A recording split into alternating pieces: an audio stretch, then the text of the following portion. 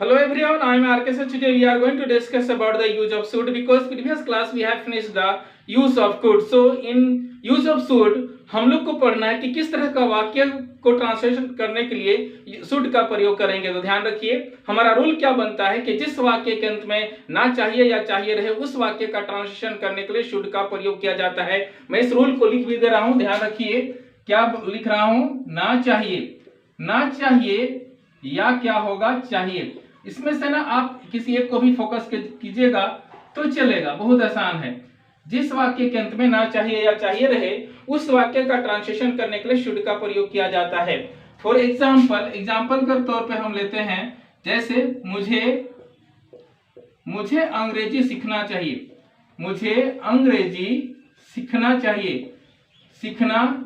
We are taking a very simple example. एक चीज बोल दूं यहाँ पर कि यहाँ पर ना को रहने दीजिएगा तो ना चाहिए होगा, और केवल चाहिए को ना को हटा दीजिएगा तो क्या मिलेगा चाहिए। तो इस तरह से हमारा रूल क्या बनता है, ना चाहिए या चाहिए। तो मैं दोनों को अंडरलाइन कर दे रहा हूं, ना चाहिए। तो उसी प्रकार हम लोग ले सकते हैं, हम लोगों को हल चलाना चाहिए। हम लोगों को हल चलाना चाहिए। हम लोग किसान परिवार से हैं तो जरूर चलाना चाहिए, हल चलाना चाहिए। उसी प्रकार हम लोग ले सकते हैं, तुम्हें जल्दी उठना चाहिए। You are student so you should get up early. तुम्हें जल्दी उठना चाहिए। उसी प्रकार उसे पेड़ लगाना चाहिए। बहुत आसान है, बस आप इसको फोकस कीजिए। उन लोगों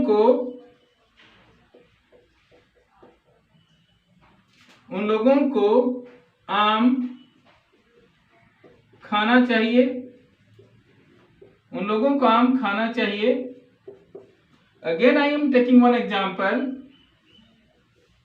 राम को कपड़ा धोना चाहिए।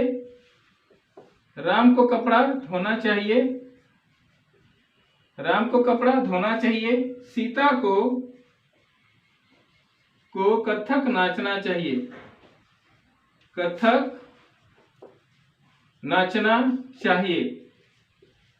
So that whatever I have taken the Hindi example, you are looking the end of the sentence, ना चाहिए और चाहिए available.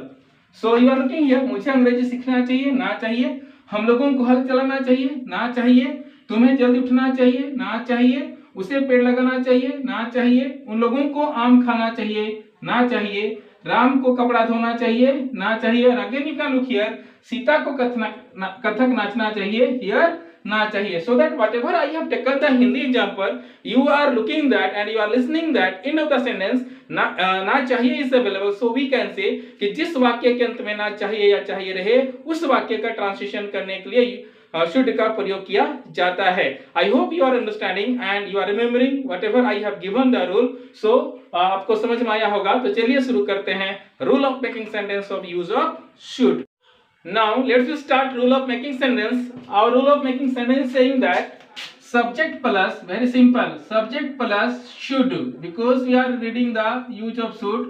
Subject plus should plus V1 plus object. This is the rule. Subject plus should plus V1 plus object. Be careful about it. Very simple rule. But I am saying that subject plus should plus V1 plus object. So that according to the rule we will take some example. So if I say that मुझे school जाना चाहिए, if I say that मुझे school जाना चाहिए या तो मुझे बाजार जाना चाहिए। लेट्स वी टेक एग्जांपल, मुझे बाजार जाना चाहिए। So as example I can say according to the rule we can take any example. So my example is that मुझे बाजार जाना चाहिए। So I should go to market. मुझे बाजार जाना चाहिए, I should go to market. हम लोगों को बाजार जाना चाहिए, then we should go to market. If I say that तुम्हें बाजार जाना चाहिए, then you should go to market. Very simple, don't worry about it. And if I say उसे बाजार जाना चाहिए, if male, then male, then that means if you can find the letter, then he should go to market. Female की बात करें तो C ले लेते हैं, let's we take C. Then she should go to market. Like that I can say, उन लोगों को बाजार जाना चाहिए. Then I can say they should go to market. Last my example is that we have to take any name. Then I can say here Ram को बाजार जाना चाहिए. Then I can say Ram should go to market. So whatever I have taken the example, we are following the rule, that is subject plus should plus V1 plus object. So as a rule you are looking here, I, we, you, he, she, they and Ram all are subject.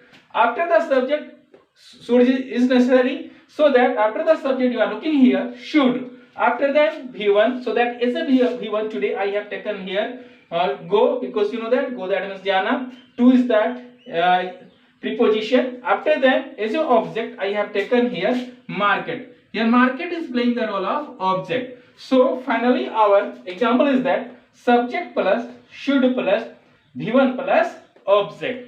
मेरे कहने का मतलब क्या है कि rule के अनुसार हमने क्या लिया, सब्जेक्ट के रूप में I, we, you, he, she, they and Ram लिए.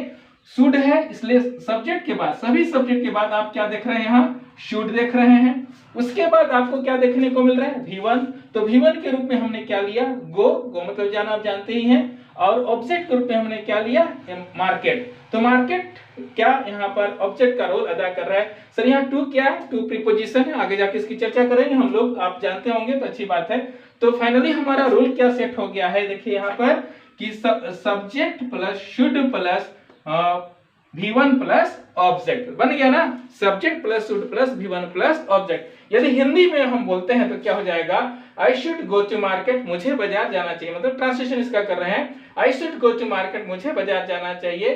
We should go to market, हम लोगों को बाजार जाना चाहिए. You should go to market, तुम्हें बाजार जाना चाहिए. He should go to market, उसे बाजार जाना चाहिए. She should go to market, उसे बाजार जाना चाहिए. आप बोलिएगा सर यहाँ भी उसे, यहाँ भी उसे, तो मैं ये मेल ये फीमेल आप जानते ही है ना, ये इसलिए मैंने बोला ये लेडा ये लेडी. फिर they should go to market, उन लोगों को बाजार जाना चाहिए. Ram should go to market, Ram को बाजार जाना चाहिए.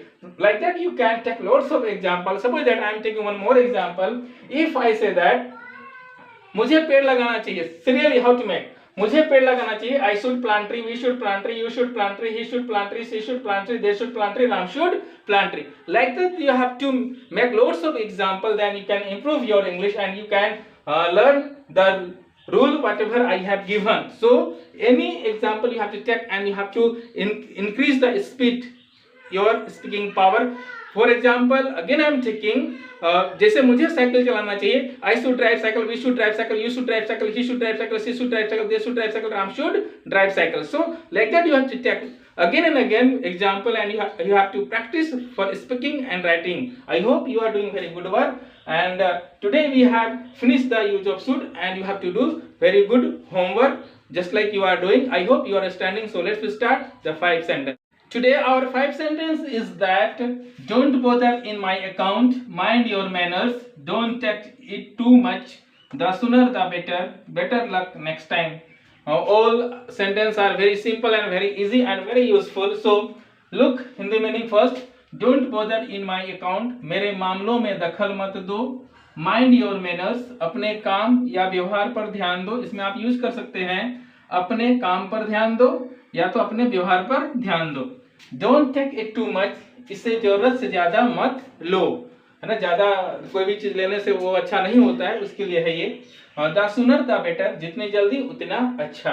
Better luck next time, अगली बार तुम्हारा भाग्य क्या दे, साथ दे.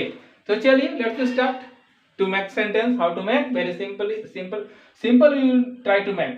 Don't bother in my account, मेरे मामलों में दखल मत दो. Suppose that आप मैट्रिक के बाद ना साइंस आर्ट्स या कॉमर्स में से साइंस लेना चाहते हैं, तो यदि आपका पड़ोसी या तो आपका दोस्त बोलता है कि नहीं यू शुड टेक आर्ट्स, आपको क्या आर्ट्स लेनी चाहिए, you should take arts, then you will say don't bother in my account, it is my personal matter. Second, mind your manners, अपने काम या व्यवहार पर ध्यान दो। यदि आपका छोटा भाई या घर में कोई सदस्य सही से काम नहीं करता है तो उसको हम लोग बोल सकते हैं कि mind your manners because you are not doing your work proper way. मतलब आप अपने काम को अच्छे से नहीं कर सकते हैं, अपने व्यवहार पर ध्यान दीजिए। या तो बोल सकते हैं you are drunker, you are drunker, so mind your manners, अपने काम पर ध्यान दो।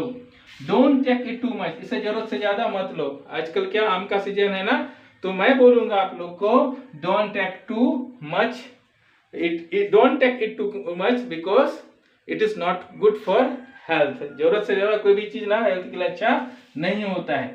द सूनर द बेटर, जितनी जल्दी उतना अच्छा। One day you have to speak English, one day you have to learn English, so the sooner the better, now you have to learn English. क्या बोलते हैं कि आपको इंग्लिश बोलनी है, आपको अंग्रेजी सीखनी है, तो जितनी जल्दी उतना अच्छा कि आपको अंग्रेजी सीखना है।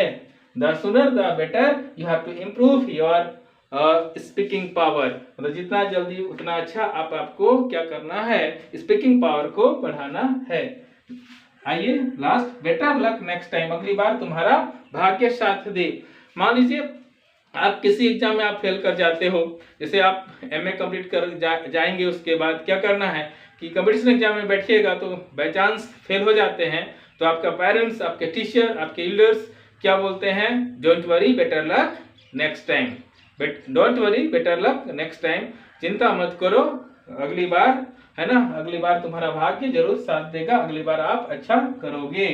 मान लीजिए कोई भी काम को कर रहे हो, सपोज दैट मैच ही खेल रहे हो, आप मैच में हार जाते हो, तो सडनली आप क्या बोलोगे, don't worry better luck next time. So like that you can take lots of example and you have to make the sentence and again and again I'm saying that you have to remember all the meaning and you have to follow the rule whatever I am teaching, so you have to try to understand and you have to collect the bundle of sentence because this bundle of sentence will help you to learn English, it will help you speaking English, so that please you should understand my language and you have to try to learn English. So चलिए आज का class हम यहीं पर समाप्त करते हैं, लेकिन रोज बोलता हूँ, मैं फिर से बोल दे रहा हूँ कि प्लीज आप मेरा चैनल को सब्सक्राइब कर दीजिए, नहीं किए हैं तो, और शेयर कीजिए, लाइक कीजिए, पसंद आ रहा है तो जरूर लाइक कर दीजिए, उससे हमको एनर्जी मिलता है। और इसका नोट चाहिए तो जाके ना कहाँ देखिएगा, इसका जो क्या बोलते हैं डिस्क्रिप्शन में जो लिंक दिया रहता है उसमें देखिएगा, आपको नोट मिल जाएगा। उम्मीद करूँ आप एंजॉय कर रहे होंगे। मिलते हैं नए क्लास में। जय हिंद।